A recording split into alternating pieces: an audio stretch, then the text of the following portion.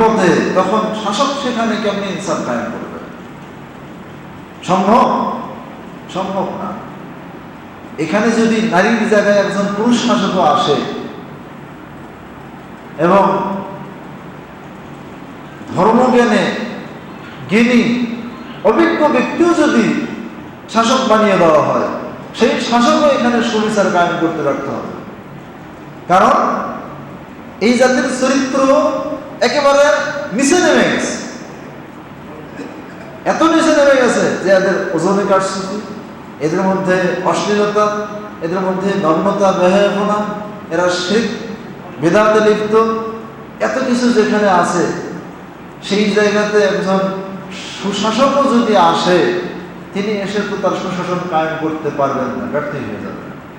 অতএব নামে বেনামে আমাদের জন্য এরকম অত্যাচারী